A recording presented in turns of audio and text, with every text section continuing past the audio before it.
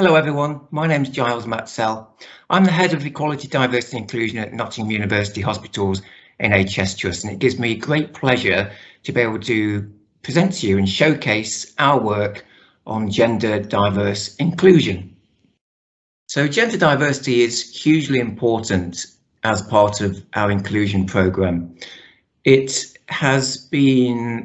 under the umbrella of LGBT plus, but in recent times, there has been much more of a push really from patients and also staff in ensuring that gender diversity is recognised in its entirety. And of course, this is really fundamental in ensuring that we recognise identity and give agency to people so that they can have their individual needs and considerations met. It's really fundamental, we think, to dignity and respect. So we want to recognise identity in its entirety. And this also helps us fulfil our obligations under the public sector equality duty. But we do think that this is perhaps some work which can be utilised and showcased to help others on their journey to inclusion.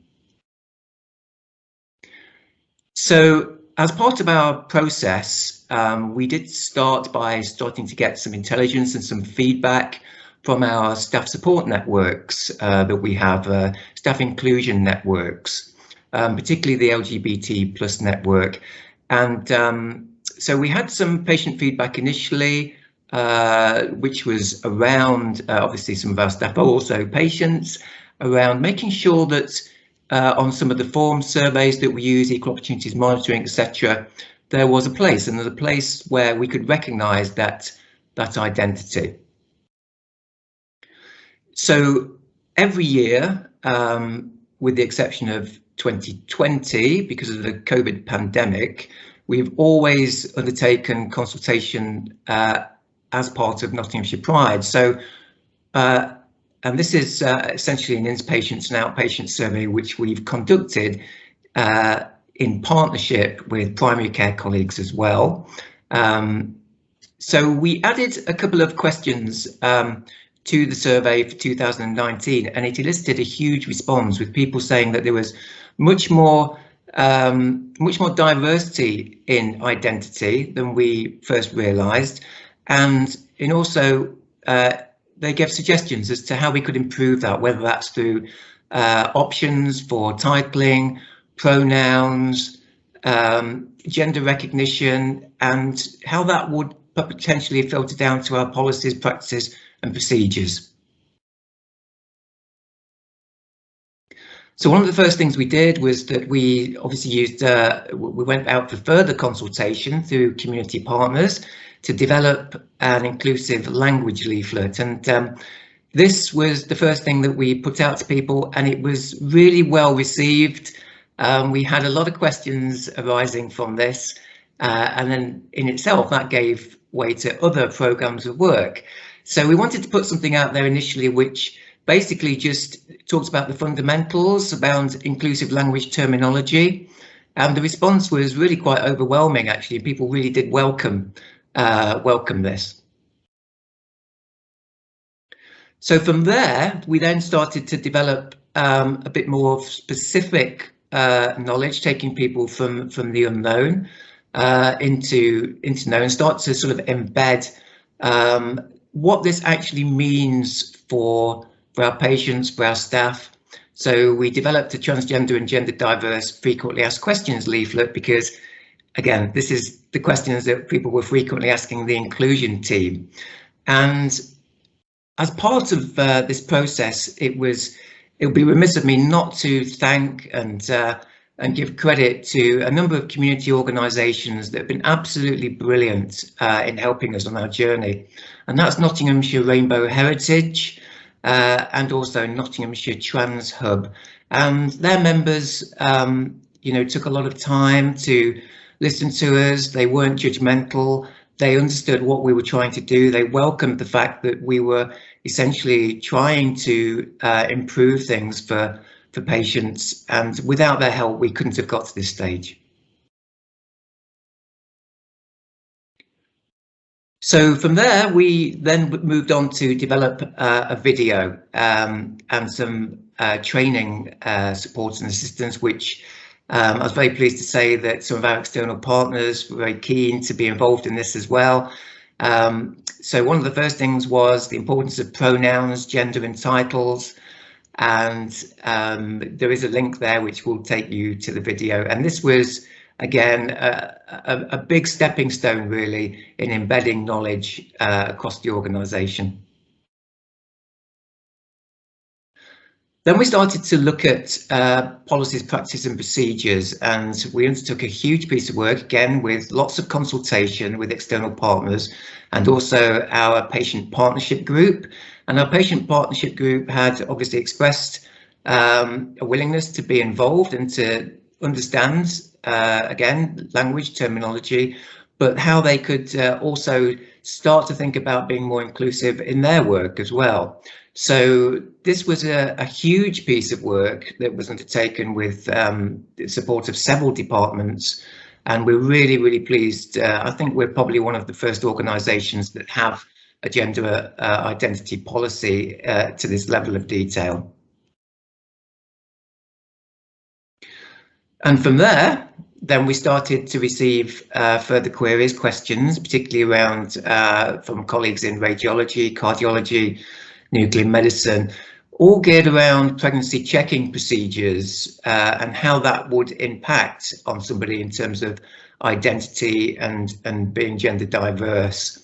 So again, a lot of consultation, hard work went into this, and policies, practices are being changed, leaflets are being generated, with individual departments really taking the time to understand these fundamental issues and to get things right for our patients. Again, as part of the programme of work that we started out on, you can see how this has essentially snowballed. One of the things fundamental to someone's dignity really is being able to go to the loo. So we did a consultation initially on changing toilet provision to ensure that there was accessibility. And we didn't want to just, change accessibility toilets to make them fully inclusive. We wanted a 3-model approach. So there is gender specific, there's essentially unisex toilets, and there's also accessible toilets available for patients and staff. So we started within our own headquarters, just to send the right corporate message out to staff, and we showcased that. And the feedback was really, really positive on that. There were some challenges, but that just identified that we needed a programme of education, which is why we produced all the videos and so on. And then obviously, as part of this, we worked with the estates team, who were absolutely brilliant in identifying single cubicle loos that could be converted to gender diverse unisex. And again, we have had feedback on this from patients, which has been absolutely fantastic. And we're really pleased that people have noticed and recognised this.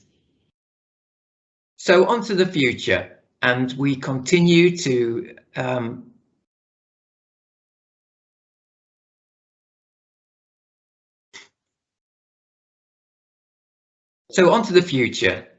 and we continue to communicate our journey and undertake further consultation with our staff, our patients. One of the ways in which we do this is through the People Inclusion newsletter, also known as PINK, and you can subscribe at this link.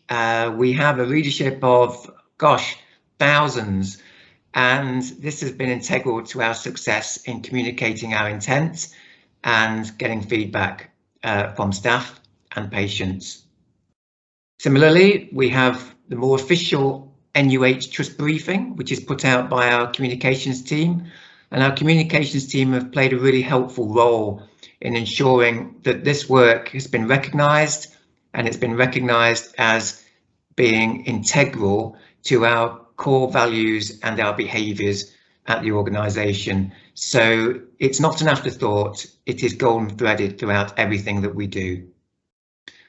And We also have our People Inclusion Twitter account.